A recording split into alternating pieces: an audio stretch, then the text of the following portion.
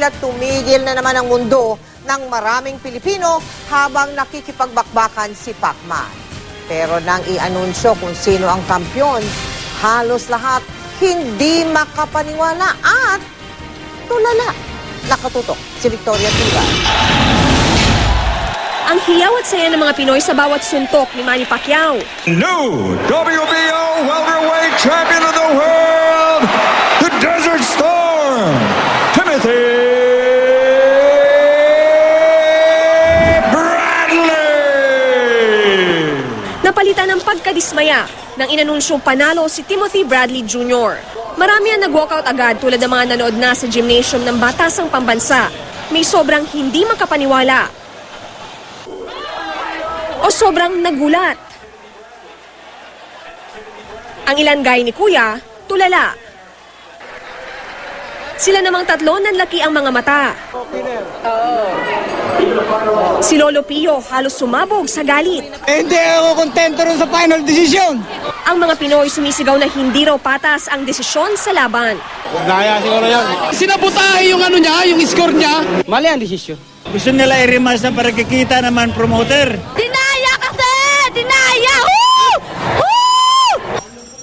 Pati bata alam daw kung sino ang panalo. Ito yung laban. Hindi rin nawala ang mga patutsyada kay Bradley. Ba't ang huli umahali ka sa kay Pacquiao, di ba? Dito ka pumunta sa Pilipinas. Yung apelido mo Bradley, magiinom na tayo brandy.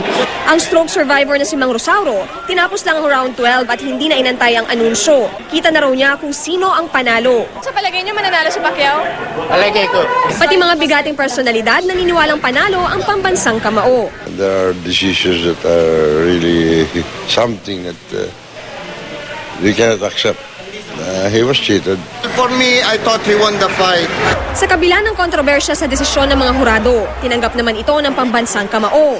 Maging si GMA Chairman at CEO Felipe L. Gozon, hanga daw sa ipinakitang sportsmanship ng Kapuso Star. Kaya niyang tanggapin ang desisyon, maling desisyon ng mga husgado. I think that made him a better man.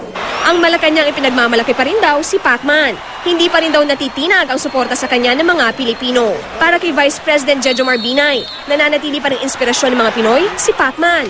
Ang Armed Forces of the Philippines kung saan Reserve Force Lieutenant Colonel si Pacman, pag-uusapan daw na bigyan pa rin ng parangal si Pacman.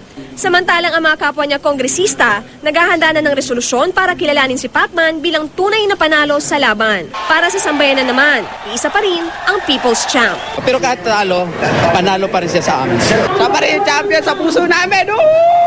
Victoria Tulad Nakatutok, 24 Oras.